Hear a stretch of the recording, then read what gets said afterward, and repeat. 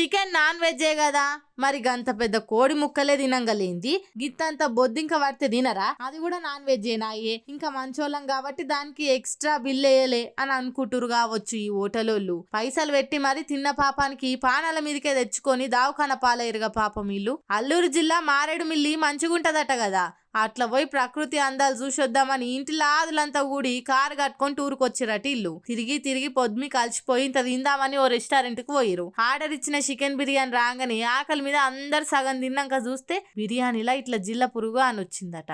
అన్నంలో చిన్న ఇంటికి వస్తేనే తిన్నదంతా బయటకు వచ్చినట్టు అవుతుంటది. అసొంటిది గంత పెద్ద జిల్ల పురుగు మరణ్ల ఎప్పటి సంది ఉందో ఏమో గాని తిన్నోళ్ళందరికీ పానం కింద మీద అయిందట.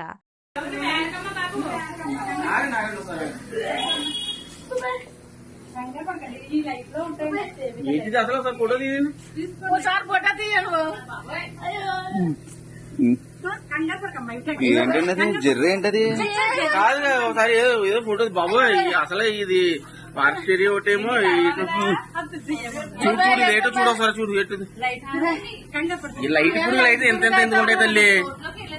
అయ్యో తిన్నానమ్మా, నోట్లోకి తీసాను. అలా మాట్లాడతావు కాదు, అలా మాట్లాడతావు. తిన్నదే తిన్నదే కదా, ఈ మాట అర్థం చేసుకోవాలి. అది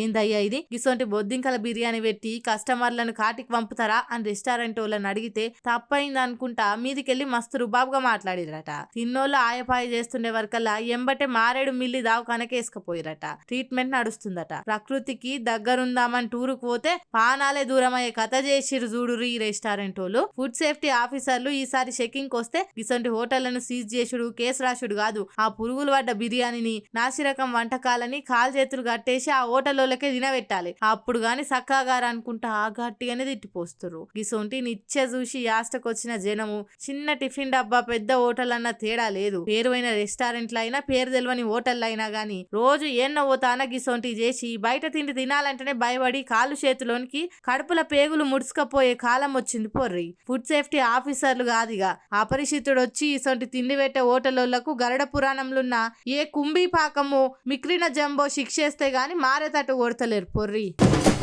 ఆకాశాన్ని దాకే అంత హైప్ తోని సోషల్ మీడియాకి ఫైర్ కాదు వైల్డ్ ఫైర్ అంటించింది పుష్ప 2. పాట్నాలా గ్రాండ్ గా రిలీజ్ అయిన పార్ట్ 2 ట్రైలర్ చూసి మాస్ ఊరా మాస్ అనుకుంటా ఊగిపోతుర్రు జనాలు. పాన్ ఇండియా సినిమా క్రేజ్ అంటే ఇది అనుకుంటా TFI బానిసలు కూడా ట్రిపుల్ హైప్ ఇచ్చుకుంటా డిసెంబర్ 5 తారీఖు నాడు థియేటర్ల కాడ జోర్దార్ సంబరాలు చేస్తేందుకు తయారైతుర్రు. భాషలతోని సంబంధం లేకుండా అన్ని ఇండస్ట్రీలకెళ్లి స్టార్లు సెలబ్రిటీలు డైరెక్టర్లు అందరు కూడా ట్రైలర్ చూసి తారీఫ్ చేస్తుర్రు. ఇంకో దిక్కు పుష్ప పార్ట్ 1 పాటలకు స్టెప్పులు వేసుకుంటా పుష్పరాజ్ డైలాగులకు రీల్స్ చేసుకుంటా సోషల్ మీడియాని షేక్ చేసుకుంటా బన్నీ ఫ్యాన్స్ తోని మనోడే అనిపించుకున్న ఆస్ట్రేలియా క్రికెటర్ డేవిడ్ వార్నర్ కూడా ట్రైలర్ చూసి మురిసిపోయిండు. గ్రేట్ వర్క్ అని మెచ్చుకుంటా రాసి ఇన్స్టా స్టోరీలో అల్లు అర్జున్ ని ట్యాగ్ చేసిండు. దాంతోని ఇది చూసిన ఐకాన్ స్టార్ ఫ్యాన్స్ అంతా అల్లు అర్జున్ అంటే నేషనల్ అనుకుంటివా ఇంటర్నేషనల్ అనుకుంటా కామెంట్లు చేస్తుర్రు. ఇంత లేట్ అవుతుండే వరకల్లా ఇప్పట్లో వస్తుందా సినిమా అని ట్రోల్ చేసిర్రు చాలా మంది.